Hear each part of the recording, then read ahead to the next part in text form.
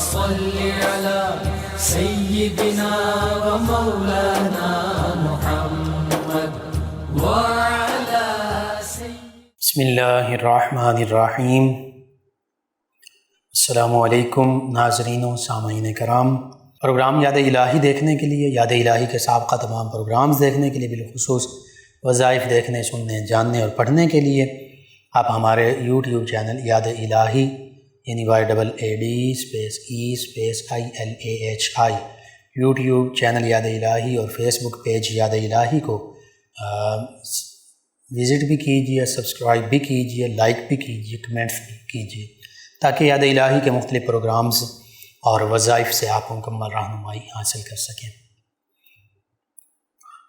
جی ناظرین و سامعین، پروگرام یاد الہی میں روزانہ عظیم ہستیوں کے تذکارے پاک کیے جاتے ہیں اور اس کے ساتھ ساتھ کچھ ایسے موضوعات پر گفتگو ہوتی ہے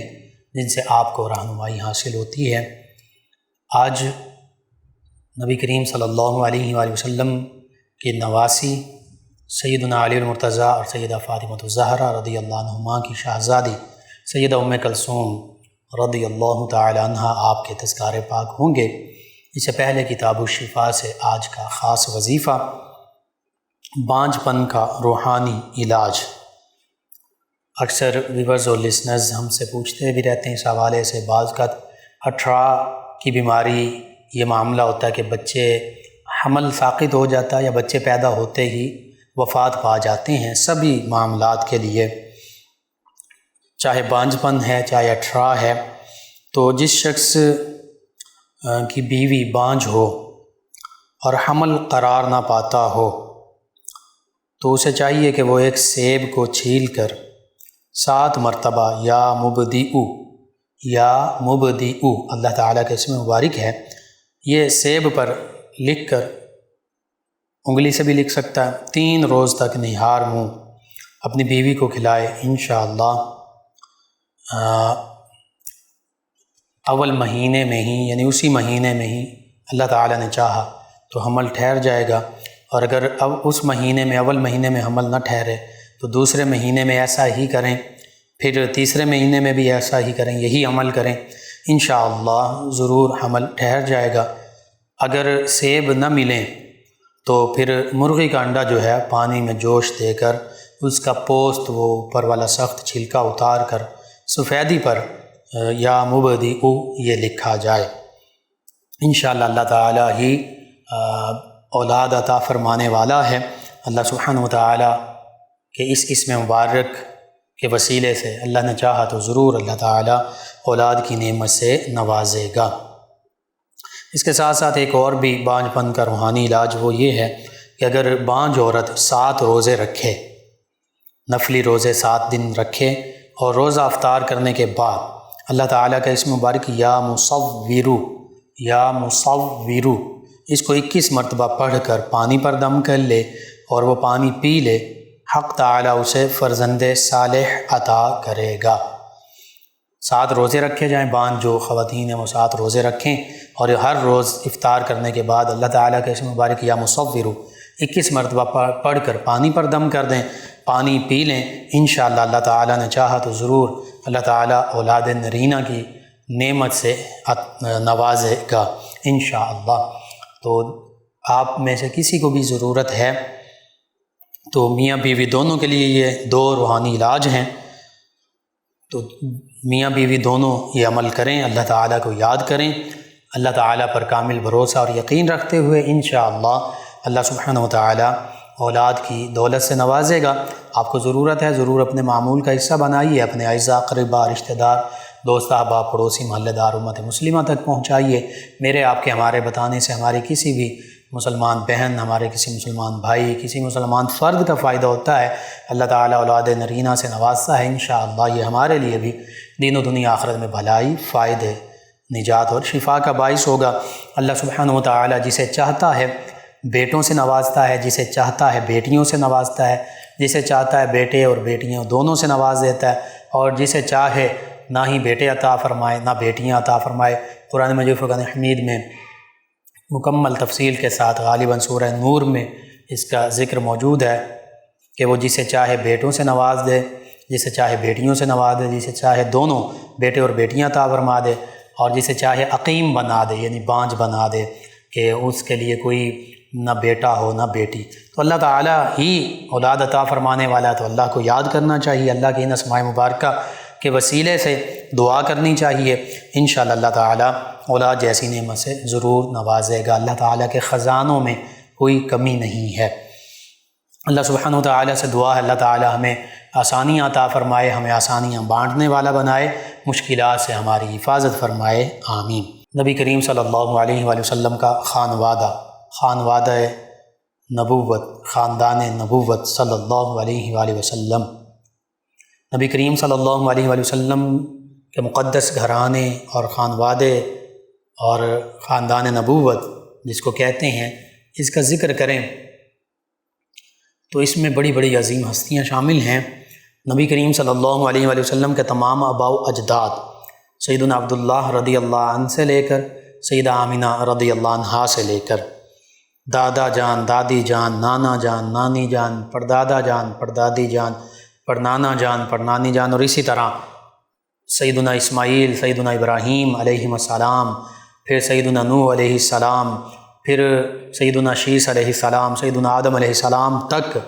نبی کریم صلی اللہ علیہ وآلہ وسلم کے تمام آباء و اجداد یہ بڑی پاکیزہ شان والے ہیں۔ حتیٰ کہ حدیث مبارکہ میں آتا ہے نبی کریم صلی اللہ علیہ وآلہ وسلم کے فرمان کے مطابق آپ فرمایا کہ اللہ تعالیٰ نے مجھے ہمیشہ پاک پشتوں سے پاک رحموں میں منتقل فرمایا، اور اسی طرح دیگر احادیث مبارکہ میں بھی تصریح کے ساتھ وضاحت کے ساتھ ملتا ہے کہ نبی کریم صلی اللہ علیہ وآلہ وسلم کے تمام آباء و اجداد ددیال سے بھی ننیال سے بھی سبھی کے سبھی موحدین تھے، یعنی ایک اللہ وحدہ لا شریک کی عبادت کرنے والے تھے اور مسلمان تھے۔ کوئی بھی نبی کریم صلی اللہ علیہ وآلہ وسلم کے آباء و اجداد میں سے والد گرامی، والدہ ماجدہ، دادا جان، دادی جان، نانا جان، نانی جان، اور پھر اسی طرح اوپر تک حتیٰ کہ سیدنا آدم علیہ السلام تک کوئی بھی معاذ اللہ ثم معاذ اللہ غیر مسلم نہیں تھا، کوئی مشرک نہیں تھا، کوئی بتوں کی پوجا کرنے والا نہیں تھا، کوئی اللہ کے سوا کسی اور کی عبادت کرنے والا نہیں تھا، سبھی کے سبھی ساجدین تھے۔ قرآن مجید فرقان حمید بھی اس کی گواہی دیتا ہے۔ سورۃ الشعراء کا آخری رکوع 19ویں پارے میں اللہ نے فرمایا الذی یراک حین تقوم وتقلبک فی الساجدین، کہ اے پیارے حبیب صلی اللہ علیہ وآلہ وسلم بے شک آپ کا رب جب آپ کھڑے ہوتے ہیں اللہ کی بارگاہ میں قیام کرتے ہیں، اللہ تعالیٰ آپ کے اس قیام کرنے کو بھی دیکھ رہا ہے۔ الذی یراک حین تقوم وتقلبک فی الساجدین، اور آپ کے نوری وجود مسعود، آپ کے نور کو آپ کے آباء و اجداد میں منتقل ہونے کو جو ساجدین تھے، وتقلبک فی الساجدین، اس کو بھی اللہ تعالیٰ نے دیکھ رہا ہے۔ تو یوں اس آیت، ان دو آیات بینات کے حوالے سے بالخصوص وتقلبک فی الساجدین، مفسرین نے لکھا، علامہ سید محمود آلوسی علیہ رحمہ، روح المعانی، روح البیان، تفسیر بغوی، تفسیر جسے معالم التنزیل بھی کہتے ہیں، تفسیر رازی، تفسیر کبیر، تفسیر ابن کثیر، تفسیر در منصور، تفسیر طبری، تفسیر قرطبی، سبھی جو عربک تفاسیر ہیں آج سے صدیوں پہلے جو علماء نے لکھی، ان سبھی تفاسیر میں اس آیت مبارکہ کے ذیل میں اس کی صراحت اور وضاحت ملتی ہے کہ اس سے مراد یہ ہے کہ اللہ سبحانہ و تعالیٰ یہ ارشاد فرما رہا ہے کہ پیارے حبیب صلی اللہ علیہ وآلہ وسلم آپ کا نور، آپ کا نوری وجود مسعود جو منتقل ہوا فی الساجدین، وہ تمام کے تمام آپ کے آباء و اجداد وہ ساجدین تھے، وہ اللہ تعالیٰ کو سجدہ کرنے والوں میں شامل تھے، ان میں سے معاذ اللہ ثم معاذ اللہ کوئی بھی غیر مسلم نہیں تھا، کوئی بھی غیر اللہ کی عبادت کرنے والا نہیں تھا۔ اسی حوالے سے مفسرین نے اس بات کی بھی صراحت کی ہے کہ قرآن مجید فرقان حمید میں جو آتا ہے ابی آزرا، سیدنا ابراہیم علیہ السلام نے اپنے اب آزر سے کہا، تو اب لفظ جو ہے عربی میں یہ والد کے لیے بھی استعمال ہوتا ہے، یہ دادا کے لیے بھی استعمال ہوتا ہے، آباء و اجداد کے لیے بھی استعمال ہوتا ہے، یہ چچا کے لیے بھی استعمال ہوتا ہے۔ تو آزر جو تھا، جو بت پرست تھا، یہ سیدنا ابراہیم علیہ السلام کا والد نہیں تھا۔ مفسرین نے اس کی مکمل تصریح کی ہے، وضاحت سے بیان کیا ہے وہ سیدنا ابراہیم علیہ السلام کا چچا تھا۔ سیدنا ابراہیم علیہ السلام کے والد گرامی طارق ہیں رضی اللہ عنہ، جو اللہ وحدہ لا شریک کی عبادت کرنے والے تھے، موحد تھے، مسلمان تھے، اسلام پر قائم تھے، یعنی اللہ کے نبیوں کو بھی ماننے والے تھے، اللہ وحدہ لا شریک کو اکیلا حقیقی معبود ماننے والے تھے، کسی بت کی پوجا کرنے والے نہیں تھے۔ بہرحال یہ تو نبی کریم صلی اللہ علیہ وآلہ وسلم کے خانوادے میں آباء و اجداد کا مختصر سا تذکرہ ہے۔ پھر نبی کریم صلی اللہ علیہ وآلہ وسلم کے بالخصوص والدین کریمین طیبین طاہرین رضی اللہ عنہما سیدنا عبداللہ و سیدہ آمینہ رضی اللہ عنہما، یہ دونوں ہستیاں یہ بھی نبی کریم صلی اللہ علیہ وآلہ وسلم کے خانوادے میں شامل ہیں، گھرانے میں والدین گھر والوں میں شامل ہوتے ہیں، بدرجہ اولا شامل ہوتے ہیں۔ والدین نہ ہوں تو اولاد کیسے ہوتی ہیں؟ پھر نبی کریم صلی اللہ علیہ وآلہ وسلم کے گھرانے میں بالخصوص یہاں پر جب نبی کریم صلی اللہ علیہ وآلہ وسلم نے نبوت کا اظہار فرما دیا تو پھر اب ایمان کی شرط جو ہے وہ ساتھ اٹیچ ہو گئی کہ وہ ہستیاں جنہوں نے ایمان کی دولت پائی نبی کریم صلی اللہ علیہ وآلہ وسلم کے خانوادے میں سے، ان کے لیے پھر اہل بیت ہونے کا شرف جو ہے قرآن و حدیث کے حوالے سے جو عظمتیں، رفعتیں، فضیلتیں ہیں وہ ان کو حاصل ہوں گی۔ نبی کریم صلی اللہ علیہ وآلہ وسلم کے چچا جان ان میں شامل ہیں، نبی کریم صلی اللہ علیہ وآلہ وسلم کی پھوپھیاں جان شامل ہیں، نبی کریم صلی اللہ علیہ وآلہ وسلم کے گھرانے میں نبی کریم صلی اللہ علیہ وآلہ وسلم کے چچا زاد بھائی بالخصوص سیدنا علی المرتضیٰ، سیدنا جعفر طیار، سیدنا عقیل، سیدنا عبداللہ بن عباس، سیدنا عبید اللہ بن عباس، سیدنا قسم بن عباس، اسی طرح دیگر نبی کریم صلی اللہ علیہ وآلہ وسلم کے چچا زاد بھائی، چچا زاد بہنیں، اور ددیال کی طرف سے، ننیال کی طرف سے بھی۔ پھر نبی کریم صلی اللہ علیہ وآلہ وسلم کے اہل بیت میں خاص طور پر جیسے ہم اپنی بیویوں کے لیے ایک لفظ بولتے ہیں گھر والیاں، گھر والی، گھر والیاں، تو اسی طرح اللہ سبحانہ وتعالی نے اہل البیت قرآن مجید فرقان حمید میں نبی کریم صلی اللہ علیہ وآلہ وسلم کی ازواج مطہرات رضی اللہ عنہن کے لیے یہ لفظ ارشاد فرمایا سورہ احزاب میں۔ تو پھر نبی کریم صلی اللہ علیہ وآلہ وسلم کی تمام پاکیزہ بیویاں ازواج مطہرات رضی اللہ عنہن، ہم تمام مومنین کی، قیامت تک آنے والے تمام ایمان لانے والے تمام مومنین کاملین کی مائیں امہات المومنین رضی اللہ عنہن، یہ بھی نبی کریم صلی اللہ علیہ وآلہ وسلم کے گھرانے میں شامل ہیں، اہل البیت میں شامل ہیں۔ اللہ تعالیٰ نے تو خاص طور پر اس لفظ کو استعمال ہی قرآن مجید فرقان حمید مہینے کے لیے فرمایا۔ پھر نبی کریم صلی اللہ علیہ وآلہ وسلم کی ازواج مطہرات رضی اللہ عنہن سے ہونے والی اولاد، چونکہ دو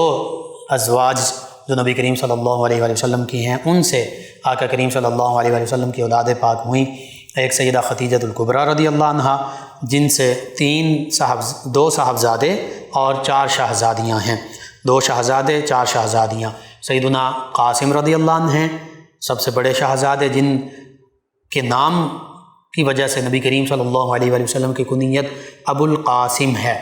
اور پھر دوسرے شہزادے سیدنا عبداللہ جن کا لقب طیب و طاہر ہے۔ یہ دونوں شہزادے سیدہ خدیجہ الکبریٰ رضی اللہ عنہا ہم مومنین کی پہلی جو ماں ہیں ان کے بطن اطہر سے ان کی ولادت باسعادت ہوئی، اور پھر 4 شہزادیاں جن کی ولادت باسعادت ہماری مومنوں کی پہلی ماں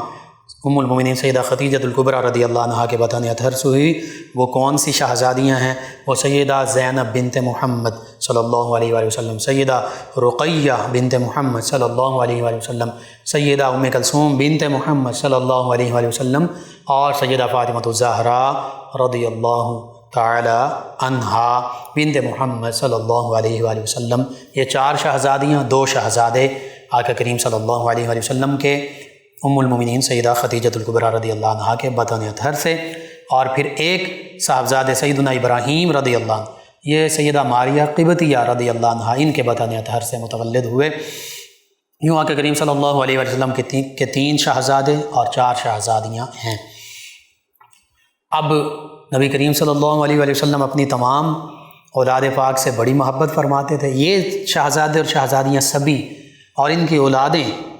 جن کی اولادیں ہوئیں، چونکہ تینوں شہزادے بچپن میں وصال پا گئے، تو وہ بلوغت کی عمر تک ہی نہ پہنچے۔ سیدہ زینب رضی اللہ عنہا جو سب سے بڑی شہزادی ہیں نبی کریم صلی اللہ علیہ وآلہ وسلم کی، ان کے ایک شہزادے سیدنا علی ہیں بن ابو العاص بن ربیع۔ اسی طرح ایک شہزادی سیدہ امامہ بنت سیدنا ابو العاص بن ربیع رضی اللہ عنہ۔ اسی طرح سیدہ رقیہ، ان کے ایک صاحبزادے تھے سیدنا عبداللہ سیدنا عثمان ذو النورین رضی اللہ عنہ سے، وہ 6 سال کی عمر میں ان کا وصال ہو گیا۔ اسی طرح سیدہ ام کلثوم، ان کے ہاں اولاد نہیں ہوئی۔ اور پھر سیدہ فاطمہ الزہرا طیبہ طاہرہ رضی اللہ عنہ، ان کی جو اولاد پاک ان میں سیدنا امام حسن و حسین رضی اللہ عنہما، اور بعض نے سیدنا امام سیدنا محسن رضی اللہ عنہ ان کا ذکر بھی کیا۔ اسی طرح صاحبزادیوں میں سیدہ زینب کبریٰ، سیدہ زینب صغریٰ، بعض نے انہی کا نام سیدہ ام کلثوم لکھا، اور تیسری کا بھی بعد نے ذکر کیا، تیسری شہزادی سیدہ فاطمہ الزہرا، ان کی سیدہ رقیہ۔ تو یوں اگر سیدہ فاطمہ الزہرا رضی اللہ عنہا کی تینوں شہزادیوں کا ذکر کیا جائے، ایک زینب ہیں، ایک رقیہ ہیں، ایک ام کلثوم ہیں، تو ان تینوں شہزادیوں کے نام سیدہ فاطمہ الزہرا رضی اللہ تعالی عنہا نے اپنی ہمشیرگان، اپنی بہنوں کے نام پر رکھے۔ اپنی بڑی بہن کے نام پر بڑی شہزادی کا نام زینب رکھ دیا، پھر دوسری جو ہمشیرہ ہیں سیدہ رقیہ، ان کے نام پر ایک شہزادی کا نام سیدہ رقیہ رکھا، پھر جو تیسری ہمشیرہ ہیں ان کے نام پر اپنی تیسری شہزادی کا نام سیدہ ام کلثوم رکھا۔ تو اس سے بھی پتہ چل رہا ہے کہ نبی کریم صلی اللہ علیہ وآلہ وسلم کی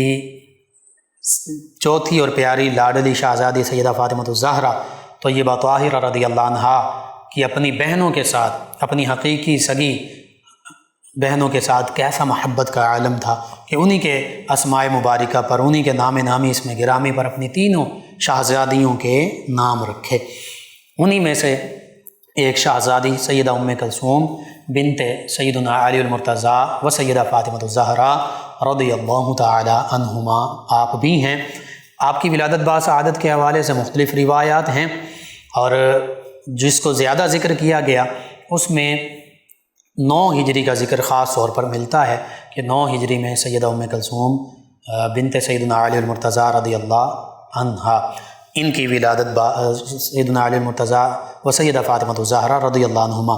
ان کی ولادت باسعادت ہوئی۔ پھر نبی کریم صلی اللہ علیہ وآلہ وسلم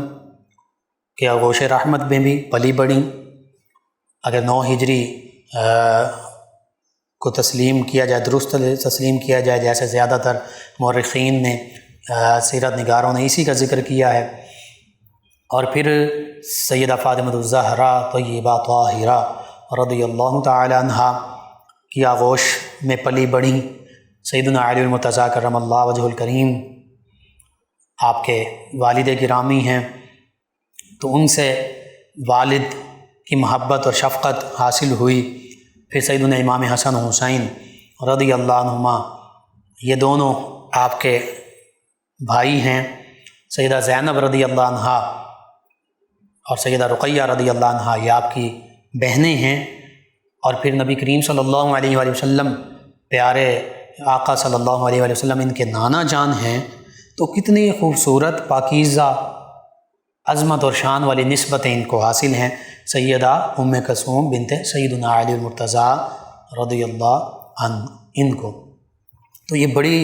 فضیلت ہے، بڑی شان ہے۔ قرآن مجید فرقان حمید میں جس آیت مبارکہ میں امہات المومنین رضی اللہ عنہن کی عظمت، رفعت اور شان کا ذکر ہے، اگرچہ براہ راست مخاطب نبی کریم صلی اللہ علیہ وآلہ وسلم کے ازواج مطہرات رضی اللہ عنہن ہیں، لیکن مطلقاً اہل بیت سے مراد نبی کریم صلی اللہ علیہ وآلہ وسلم کا تمام گھرانہ ہے۔ تو اس لیے بالخصوص نبی کریم صلی اللہ علیہ وآلہ وسلم کی تمام ازواج مطہرات رضی اللہ عنہن اس پاکیزگی کی حامل ہیں اس آیت مبارکہ کے مطابق، لیکن جب ہم اس کا اطلاق کرتے ہیں تو مطلقاً نبی کریم صلی اللہ علیہ وآلہ وسلم کا تمام گھرانہ اس عظمت، رفعت اور شان کا حامل ٹھہرتا ہے۔ وہ کیا شان ہے؟ انما یرید اللہ لیذھب عنکم الرجس اہل البیت ویطہرکم تطہیرا۔ اللہ سبحانہ وتعالی نبی کریم صلی اللہ علیہ وآلہ وسلم کی پاکیزہ بیویوں کے بارے میں بالخصوص اور تمام اہل بیت کرام علیہم رضوان کے بارے میں فرماتا ہے کہ اے نبی صلی اللہ علیہ وآلہ وسلم کی گھر والیوں، اے نبی صلی اللہ علیہ وآلہ وسلم کے تمام گھر والوں، اللہ سبحانہ وتعالیٰ تو چاہتا ہی یہی ہے کہ تم سے ہر قسم کے گناہ کا میل بھی دور فرما دے، گناہ کا شک و شبہ بھی دور فرما دے، اور تمہیں کامل طہارت سے نواز کر خوب پاک صاف فرما دے۔ تو یہ تمام ہستیاں یہ تطہیر کی حامل ہیں۔ اللہ سبحانہ وتعالیٰ نے انہیں وَيُطَهِّرَكُمْ تَطْهِيرًا کی شان عطا فرما دی۔ اس میں تمام نبی کریم صلی اللہ علیہ وآلہ وسلم کی ازواج مطہرات رضی اللہ عنہن، یعنی ہم مومنین کی تمام مائیں بھی شامل ہیں۔ اس میں نبی کریم صلی اللہ علیہ وآلہ وسلم کے شہزادے شہزادیاں، والدین کریمین طیبین طاہرین، اس میں نبی کریم صلی اللہ علیہ وآلہ وسلم کے نواسے نواسیاں، یہ سبھی ہستیاں شامل ہیں۔ اور پھر اللہ سبحانہ وتعالیٰ نے تو یہاں تک فرما دیا کہ جو شعائر اسلام کی، یعنی اللہ تعالیٰ کے مقرب بندوں کی تعظیم کرے گا، عزت ادب احترام بجا لائے گا، فرمایا کہ یہ دلوں کا تقویٰ ہے۔ وَمَن يُعَظِّمْ شَعَائِرَ اللَّهِ فَإِنَّهَا مِن تَقْوَى الْقُلُوبِ کہ جو شخص اللہ تعالیٰ کے شعائر کی تعظیم کرتا ہے، فرمایا تو یہ بات دلوں کے تقویٰ میں سے ہے۔ یہ دلوں کا تقویٰ ہے جس کی وجہ سے انسان، ایک بندہ مومن نبی کریم صلی اللہ علیہ وآلہ وسلم کا ادب احترام بجا لاتا ہے، محبت رکھتا ہے، تعظیم کرتا ہے، آقا کریم صلی اللہ علیہ وآلہ وسلم کی تعظیم و توقیر کو اپنا ایمان جانتا ہے، جیسے قرآن مجید فرقان حمید میں فرمایا کہ لِتُؤْمِنُوا بِاللَّهِ وَرَسُولِهِ وَتُعَزِّرُوهُ وَتُوَقِّرُوهُ۔ اللہ نے فرمایا سورہ فتح میں کہ یہ اس لیے ہے تاکہ تم اللہ اور اس کے رسول صلی اللہ علیہ وآلہ وسلم پر ایمان لاؤ، وَتُعَزِّرُوهُ وَتُوَقِّرُوهُ اور نبی صلی اللہ علیہ وآلہ وسلم کی تعظیم اور توقیر بجا لاؤ، یعنی نبی کریم صلی اللہ علیہ وآلہ وسلم کی بارگاہ میں ہمیشہ با ادب رہو، نبی کریم صلی اللہ علیہ وآلہ وسلم کی محبت تمہارے دلوں میں موجزن رہے، کبھی بھی معاذ اللہ ثم معاذ اللہ نبی کریم صلی اللہ علیہ وآلہ وسلم کی محبت سے تمہارے دامن، تمہارے سینے، تمہارے قلوب و اذہان خالی نہ ہوں، کیونکہ یہی محبت کامل ایمان کے لیے ضروری ہے۔ لا یؤمن احدکم حتی اکون احب الیہ من والدہ وولدہ والناس اجمعین، فرمایا تم میں سے کوئی اس وقت تک مومن ہو ہی نہیں سکتا، یہ نبی کریم صلی اللہ علیہ وآلہ وسلم کا ارشاد مبارکہ کہ کوئی تم میں سے اس وقت تک مومن ہو ہی نہیں سکتا جب تک وہ اپنی اولاد، اپنے والدین، حتیٰ کہ تمام انسانیت سے بڑھ کر، تمام رشتے ناتوں، تمام لوگوں سے بڑھ کر مجھ سے محبت نہیں کرتا۔ تو ایمان کی شرط ہی یہی ہے، نبی کریم صلی اللہ علیہ وآلہ وسلم کی محبت یہ ایمان کے کامل ہونے کے لیے سب سے پہلی شرط ہے۔ اگر آقا کریم صلی اللہ علیہ وآلہ وسلم کی محبت دل میں نہیں ہے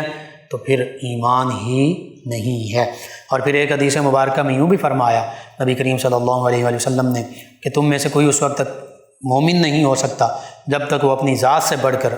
مفہوماً میں عرض کر رہا ہوں، 4 چیزوں کا ذکر فرمایا کہ اپنی ذات سے بڑھ کر میری ذات سے محبت نہ کرے، اور اپنے آپ سے بڑھ کر مجھ سے محبت نہ کرے، اپنے اہل و عیال سے بڑھ کر میرے اہل و عیال سے محبت نہ کرے، اور اپنے اہل و عیال اور پھر اولاد کا ذکر فرمایا، اپنی اولاد سے بڑھ کر میری اولاد سے محبت نہ کرے۔ یعنی نبی کریم صلی اللہ علیہ وآلہ وسلم کی ذات بابرکات، آپ سے، آپ کی ازواج مطہرات جو مومنین، ہم مومنین کی مائیں ہیں، ان سے، آپ کی اولاد پاک جن میں سبھی شہزادے شہزادیاں، نواسے نواسیاں شامل ہیں، پھر آگے سادات حسنی اور حسینی سبھی شامل ہیں۔ شرط صرف وہی ہے ایمان اور اسلام کی پختگی۔ بہرحال پھر ان ہستیوں کی محبت جو ہے یہ ایمان کامل کے لیے لازمی ہے، ضروری ہے۔ انہی ہستیوں میں سیدہ ام کلثوم بنت سیدنا علی المرتضیٰ کرم اللہ وجہہ الکریم، اور پھر کئی احادیث مبارکہ نبی کریم صلی اللہ علیہ وآلہ وسلم کے گھرانے کی عظمت، رفعت اور شان کو ظاہر کرتی ہیں۔ سیدنا جبریل امین علیہ السلام نے گواہی دی، آقا کریم صلی اللہ علیہ وآلہ وسلم کی بارگاہ میں آ کر عرض کیا، یا رسول اللہ صلی اللہ علیہ وسلم، میں نے زمین و آسمان کائنات کا گوشہ گوشہ پھرا ہے، گھوما ہوں میں، لیکن اے محمد صلی اللہ علیہ وآلہ وسلم، آپ سے بڑھ کر کوئی عظمت، رفعت اور شان والی ہستی نہیں ہے، اور آپ کے گھرانے سے بڑھ کر کوئی عظیم گھرانہ نہیں ہے۔ اور یہ حقیقت ہے، آقا کریم صلی اللہ علیہ وآلہ وسلم سید الانبیاء والمرسلین ہیں، سید الاولین والآخرین ہیں، تمام کائنات کے سردار ہیں، تمام مخلوقات کے سردار ہیں، اولین و آخرین کے سردار ہیں، خاکیوں کے بھی سردار، سید البشر، حتیٰ کہ نوریوں کے سرداروں کے بھی سردار، فرشتوں کے سردار ہیں سیدنا جبریل امین علیہ السلام، ان کے بھی سردار ہیں میرے آپ کے آقا و مولا صلی اللہ علیہ وآلہ وسلم، اور انبیاء کرام مرسلین اعظام علیہ السلام کتنی عظمتوں رفعتوں و شانوں والے، ان کے بھی سردار میرے آپ کے ہم سب کے آقا و مولا صلی اللہ علیہ وآلہ وسلم۔ تو حقیقت یہ ہے کہ نبی کریم صلی اللہ علیہ وآلہ وسلم سے بڑھ کر کوئی عظمت رفعت اور شان والا اللہ تعالیٰ کی مخلوقات میں سے کوئی بھی نہیں ہے۔ اللہ تعالیٰ نے آپ کو سب سے افضل و اعلیٰ، برتر و بالا بنایا، اور آپ کے گھرانے کو نبی کریم صلی اللہ علیہ وآلہ وسلم کے ساتھ جس ہستی کو جس چیز کو نسبت ملتی گئی، نسبت حاصل ہوتی گئی، اس کی شان، اس کی عظمت، رفعت اور مقام و مرتبہ بھی وراء الورا ہوتا گیا۔ وہ نبی کریم صلی اللہ علیہ وآلہ وسلم کے والدین کریمین طیبین طاہرین ہوں، وہ نبی کریم صلی اللہ علیہ وآلہ وسلم کے آباء و اجداد ہوں، وہ نبی کریم صلی اللہ علیہ وآلہ وسلم کے ازواج مطہرات رضی اللہ عنہن ہوں، وہ نبی کریم صلی اللہ علیہ وآلہ وسلم کے شہزادے شہزادیاں ہوں، وہ نبی کریم صلی اللہ علیہ وآلہ وسلم کے نواسے نواسیاں ہوں، اور وہ نبی کریم صلی اللہ علیہ وآلہ وسلم کے اہل بیت ہوں، وہ نبی کریم صلی اللہ علیہ وآلہ وسلم کے صحابہ کرام ہوں۔ ان سبھی ہستیوں کو آقا کریم صلی اللہ علیہ وآلہ وسلم سے نسبت ہے، تو اس لیے ہم ان سبھی ہستیوں سے محبت بھی کرتے ہیں، ان کا ادب بھی کرتے ہیں، احترام بھی بجا لاتے ہیں، اور ان کی تعظیم اور توقیر بھی کرتے ہیں۔ اور سب سے بڑھ کر اس تعظیم اور توقیر کی وجہ یہی ہے کہ ہمارے دلوں میں نبی کریم صلی اللہ علیہ وآلہ وسلم کی محبت ہے۔ اس محبت کا تقاضا یہ ہے کہ ہم نبی کریم صلی اللہ علیہ وآلہ وسلم سے نسبت رکھنے والی تمام ہستیوں سے محبت کریں، ادب احترام بجا لائیں۔ تو سیدہ ام کلثوم رضی اللہ تعالی عنہ،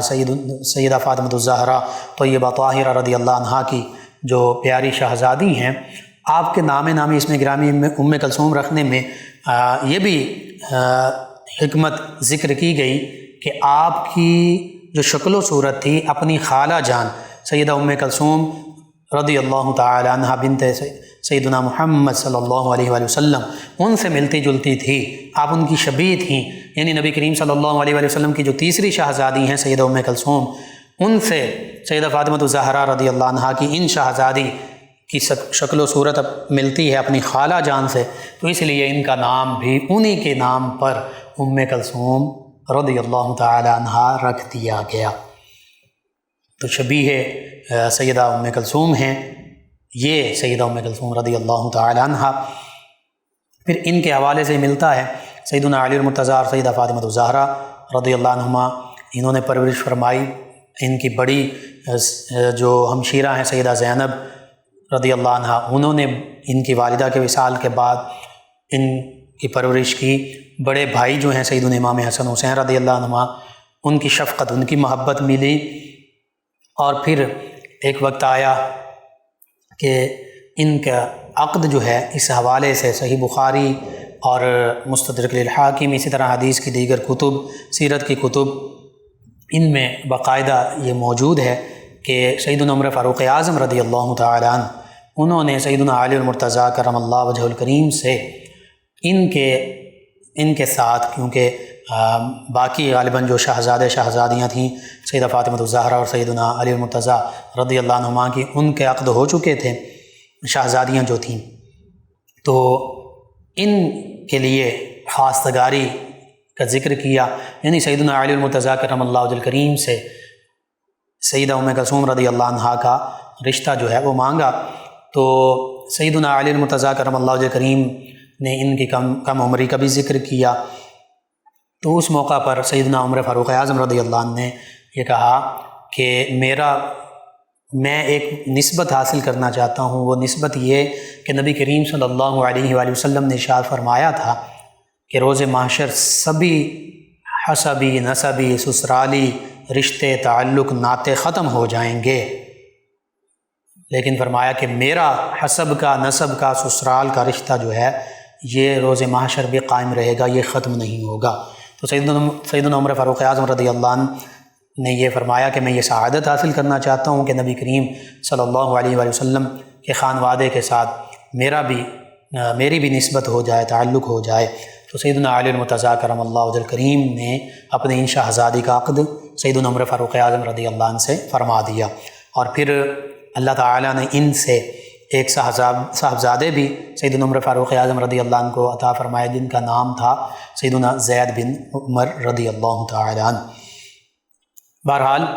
مختلف واقعات کا ذکر ملتا ہے، غالباً روم کی جانب سے کچھ تحائف بھی آئے، اور یہ آج کے ہمارے حکمرانوں کے لیے بھی اس میں درس عبرت ہے۔ وہ تحائف جب آئے تو روم کی جو ملکہ تھی اس نے آپ کی زوجہ سیدہ ام کلثوم رضی اللہ عنہ ان کے لیے بھیجے، تو آپ کی زوجہ مطہرہ سیدہ ام کلثوم بنت سیدنا علی المرتضیٰ انہوں نے بھی، اور خود سیدنا عمر فاروق اعظم رضی اللہ عنہ نے بھی وہ جو قیمتی تحائف تھے انہیں بیت المال میں جمع فرما دیا، اور فرمایا کہ یہ ہمارا حق نہیں ہے، یہ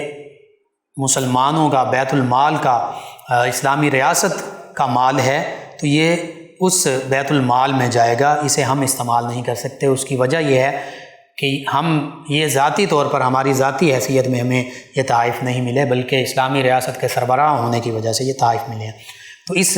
ایک واقعے میں ہمارے تمام اسلامی ممالک بالخصوص ملک پاکستان کے بھی حکمرانوں کے لیے بہت بڑا سبق موجود ہے۔ بہرحال اسی طرح ایک موقع پر ایک قیمتی چادر جو ہے، صحیح بخاری میں یہ واقعہ موجود ہے، وہ سیدنا عمر فاروق اعظم رضی اللہ عنہ کسی خاتون کو دینا چاہتے تھے، خواتین کے حوالے سے، وہ خواتین کی چادر تھی، تو کسی نے عرض کیا کہ یہ آپ نبی کریم صلی اللہ علیہ وآلہ وسلم کی جو اولاد پاک میں سے شہزادی ہیں ان کو دیجیے، یعنی سیدہ ام کلثوم بنت سیدنا علی المرتضیٰ۔ تو فرمایا کہ اس سے بھی ان سے بھی زیادہ ایک حقدار ہیں، وہ حقدار کون ہیں؟ ام سلیت رضی اللہ تعالی عنہ، اور یہ غزوہ بدر و احد میں زخمیوں کو پانی پلانے والوں میں شامل تھیں، جو خواتین جیسے سیدہ ام عمارہ رضی اللہ عنہ اور دیگر خواتین، سیدہ صفیہ رضی اللہ عنہ یہ غزوہ بدر میں موجود تھیں، بلکہ سیدہ ام عمارہ یہ تو لڑائی میں بھی شامل رہیں، سیدہ صفیہ رضی اللہ عنہ نبی کریم صلی اللہ علیہ وسلم کی پھوپھی جان یہ بھی شامل رہیں، غزوہ خندق میں بھی ان کا ذکر ملتا ہے۔ تو سیدنا عمر فاروق اعظم رضی اللہ عنہ اس میں معاذ اللہ ہر ایک شخص اپنی عقل اور فہم کے مطابق کوئی نہ کوئی معنی اخذ کر سکتا ہے، لیکن اصل میں اس میں ہمارے لیے سبق یہ ہے، امت مسلمہ کے لیے بھی، کہ سیدنا عمر فاروق اعظم رضی اللہ عنہ اپنی زوجہ مطہرہ کا تو ہر حوالے سے خیال رکھتے تھے، کوئی ایسا تصور بھی نہیں کیا جا سکتا کہ ان کے حوالے سے کوئی معاملہ ہوگا، لیکن اس واقعے میں ہمارے لیے سبق یہ کہ سیدنا عمر فاروق اعظم رضی اللہ عنہ بزرگوں کے لیے، چاہے وہ مرد ہیں یا خواتین ہیں، یعنی مرد صحابہ کرام یا خواتین صحابیات رضی اللہ عنہن، ان میں دیکھیے کوئی فرق بھی نہیں کیا جا رہا کہ بدر میں احد میں یہ خواتین شامل ہوئی ہیں ام سلیت، تو ان کے لیے وہ چادر جو ہے تحفے کے طور پر پیش کی جا رہی ہے تاکہ ان کی خدمات کو خراج تحسین پیش کیا جا سکے۔ تو اس میں یہ بھی سبق موجود ہے کہ جو اسلام کے لیے جتنی زیادہ قربانیاں دیتا ہے، پھر اس کو اللہ سبحانہ وتعالی اس دنیا میں بھی اپنی نعمتوں سے جو وہ چاہتا ہے نوازتا ہے، اور اسلامی ریاست کے سربراہ کی بھی پھر یہ ذمہ داری ہے کہ جو اسلام کے لیے جتنی زیادہ قربانی دے رہا ہے سیدنا عمر فاروق اعظم رضی اللہ عنہ، کہ اس واقعے سے ہمیں یہ بھی پتہ چل رہا ہے پھر اسلامی ریاست کے سربراہ کو چاہیے کہ وہ اس حوالے سے جو اسلام میں جس کی عمر جتنی زیادہ، جتنی قربانیاں زیادہ ہیں، وہ اس کے اس حوالے سے خدمت، اسلامی ریاست جو ہے اس کی خدمت کرے۔ اور بھی کئی حکمتیں، یہ تو جتنا غور و فکر کرتے جائیں تو ہمیں اس میں سے مختلف چیزیں، مختلف درس، مختلف سبق حاصل ہوتے ہیں۔ بہرحال سیدنا عمر فاروق اعظم رضی اللہ تعالیٰ عنہ کا وصال ہوا، تو اس کے بعد پھر سیدنا علی المرتضیٰ کرم اللہ وجہ کریم جو سیدہ ام کلثوم کے بابا جان ہیں، والد گرامی ہیں، آپ ان کے ساتھ ان کے گھر میں واپس چلی گئیں، اور پھر آپ کے وصال کے حوالے سے مختلف روایات ہیں، 75 یا 95 ہجری کا بھی ذکر ملتا ہے، اس سے پہلے کا بھی ذکر ملتا ہے۔ تاریخی روایات میں بعض اوقات سال جو ہیں اس میں اختلاف ہوتا ہے، بعض مورخین کے نزدیک کوئی اور سال ہوتا ہے، بعض مورخین کے نزدیک کوئی اور سال ہوتا ہے۔ بہرحال اس بات پہ بھی مورخین نے لکھا کہ کچھ مورخین نے یہ لکھا کہ سیدہ ام کلثوم بنت سیدنا علی المرتضیٰ جو سیدنا عمر فاروق اعظم رضی اللہ عنہ کی زوجہ مطہرہ تھیں، ان کا اور ان کے صاحبزادے سیدنا زید بن عمر رضی اللہ عنہما، ان کا وصال ایک ہی دن ہوا، اور احادیث مبارکہ میں بھی موجود ہے۔ سیدنا عمر سیدنا عبداللہ بن عمر رضی اللہ عنہما اور دیگر جید صحابہ کرام علیہم الرضوان نے ان کا نماز جنازہ پڑھا اور ان عظیم ہستی کو جنت البقیع میں ان کی تدفین کی گئی۔ واقعہ کربلا کے حوالے سے بھی ان کا ذکر ملتا ہے، بعض روایات میں یہ موجود ہے کہ یہ واقعہ کربلا میں موجود تھیں اور واقعہ کربلا کو اپنی آنکھوں سے دیکھا، اور اپنی بڑی ہمشیرہ سیدہ زینب رضی اللہ عنہا ہی کی طرح انہوں نے بھی بعض مواقع پر یزید کے دربار میں انہوں نے بھی خطبہ ارشاد فرمایا، اور ایسے ہی محسوس ہوتا تھا جیسے سیدنا علی المرتضیٰ کرم اللہ وجہ الکریم آپ شجاعت اور جرت اور بہادری کے ساتھ للکار کر خطاب فرما رہے ہوں۔ بہرحال آپ کی خدمات مختلف حوالوں سے امت مسلمہ کی خواتین کے لیے مشعل راہ ہیں۔ آج کی ضرورت اس امر کی ہے کہ تمام مسلمان اور بالخصوص آپ کی سیرت کو دیکھا جائے تو مسلمان خواتین کو چاہیے کہ ان کے نقش قدم پر چلنے والے بن جائیں،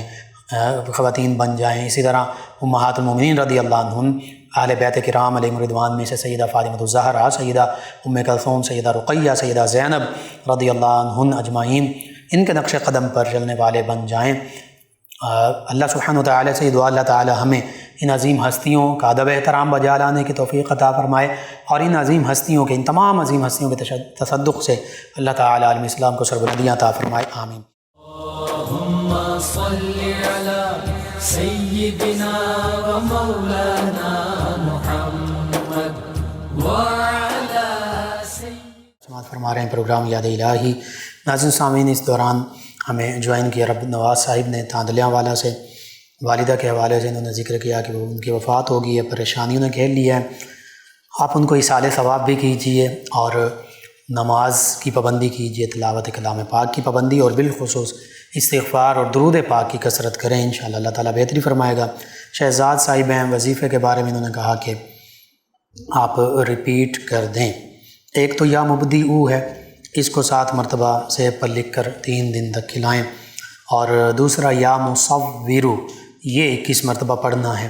اور آپ یوٹیوب چینل یاد الہی سے یا فیس بک پیج یاد الہی سے دوبارہ اس کو دیکھ بھی سکتے ہیں، سن بھی سکتے ہیں، پڑھ بھی سکتے ہیں۔ ایک اور لسنر ہیں، کہتے ہیں گلٹی ہے کمر میں، اس کا کوئی وظیفہ؟ جی، گلٹی کے لیے خاص طور پہ آپ اس طرح کریں کہ ایک تو علاج بھی ضروری کروائیں، دوسرا سورۃ الطارق یہ 30ویں پارے میں ہے، اس کو کم از کم 11 مرتبہ پڑھ کر پانی پر دم کر کے پانی پیتے رہیں، اللہ تعالیٰ بہتری فرمائے گا۔ اکثر صاحب ہیں فیصل آباد سے، کہتی ہیں السلام علیکم لقمان بھائی، کیا حال ہے؟ جی وعلیکم السلام، الحمدللہ۔ کہتے ہیں کہ ہمارے لیے دعا کر دیں، اللہ تعالیٰ ہماری پریشانیاں آسان فرما دے۔ جی اللہ تعالیٰ آپ کی تمام امت مسلمہ کی پریشانیاں آسان فرمائے، آسانیاں عطا فرمائے۔ ایک اور لسنر ہیں، انہوں نے ہمیں جوائن کیا، اور زاہد علی صاحب ہیں، کہتے ہیں کہ السلام علیکم۔ جی وعلیکم السلام۔ کہتے ہیں بھائی جان کیسے ہیں آپ؟ جی الحمدللہ۔ کہتے ہیں کہ آپ کا پروگرام یاد الہی بہت ہی اعلیٰ ہے، اللہ پاک آپ کو روحانی بلندیوں سے نوازے، آمین۔ جی آپ کا شکریہ، تمام ویورز لسنرز کا شکریہ۔ ایک اور لسنر ہیں، یہ کہتے ہیں جی السلام علیکم پورے پاکستان کو، شہزاد صاحب، انہوں نے ہمیں جوائن کیا۔ خرگوش سے کے حوالے سے انہوں نے پوچھا ہے کہ حلال ہے یا حرام ہے؟ جی فقہا نے حرام کا نہیں لکھا کہیں بھی۔ شفیق صاحب ہیں مدینہ ٹاؤن سے، کہتے ہیں کہ سر لاسٹ پر سب کے لیے دعا کر دیا کریں۔ چلیں جی کوشش کرتے ہیں۔ نادیہ صاحب ہیں، کہتے ہیں السلام علیکم بھائی کیسے ہیں؟ جی وعلیکم السلام، الحمدللہ۔ کہتے ہیں کہ پروگرام ہمیشہ کی طرح بہت ہی اچھا ہے، اور کہتے ہیں کہ بھائی دنیا کی محبت کم کر کے اپنے رب کے قریب ہونا چاہتی ہوں، پلیز کوئی وظیفہ بتا دیں، اللہ پاک ہمیں سیدھے راستے پر چلنے کی توفیق عطا فرمائے، اور آپ کو اس کا اجر عظیم عطا فرمائے، اللہ پاک آپ کو ہمیشہ خوش اور سلامت رکھے، آمین۔ جی آپ باوضو رہا کریں، 5 وقت پابندی سے نماز پڑھیں، اور استغفار کی کثرت بھی کریں، استغفر اللہ ربی من کل ذنب و اتوب الیہ، یہ کثرت سے پڑھیں، اور درود پاک کی بھی کثرت کریں، کوئی سا بھی درود پاک کثرت سے پڑھیں، انشاءاللہ اللہ تعالیٰ نے چاہا تو بہتری ہوگی۔ اسی طرح اتھینٹک جو اسلامک بکس ہیں وہ آپ پڑھیں، اسی طرح اتھینٹک جو قرآن مجید فرقان حمید کا ترجمہ اور تفسیر ہے وہ پڑھیں، کوئی عالمہ ہیں تو ان کے پاس بیٹھیں، ان سے قرآن مجید فرقان حمید کا ترجمہ، تفسیر، احادیث مبارکہ، فقہی شرعی مسائل وہ سیکھیں، انشاءاللہ اللہ تعالیٰ بہتری فرمائے گا۔ طیب حسن صاحب ہیں، طیب حسن شاد صاحب تاجہ بیر والا سے کہتے ہیں بہت خوبصورت پروگرام ہے جی، شکریہ آپ کا۔ ان کے علاوہ ایک اور لسنر ہیں، انہوں نے کہا کہ نیوی کا 2 مرتبہ ٹیسٹ دیا ہے لیکن جاب نہیں ہو رہی۔ جی آپ 3 روزے رکھیں نفلی اور روزانہ اشراق کی نماز بھی پڑھیں، اور یا رزاقو اس کو 10,000 مرتبہ روزانہ پڑھیں۔ اللہ سے دعا کریں، اللہ تعالیٰ بہتر رزق اور جاب عطا فرمائے گا۔ آپ تمام ویورز لسنرز کا شکریہ، آپ ہمیں جوائن کرتے ہیں، پروگرام یاد الہی میں شامل ہوتے ہیں، اپنے فیڈ بیک سے آگاہ کرتے ہیں۔ ناظرین و سامعین، پروگرام یاد الہی کا وقت ختم ہو جاتا ہے، انشاءاللہ کل صبح دوبارہ آپ سے ملاقات ہوگی پروگرام یاد الہی میں۔ اپنے میزبان محمد لقمان رضا اور ہماری ٹیم کو اجازت دیجیے، اللہ نگہبان۔ اللهم صل على سيدنا ومولانا محمد وعلى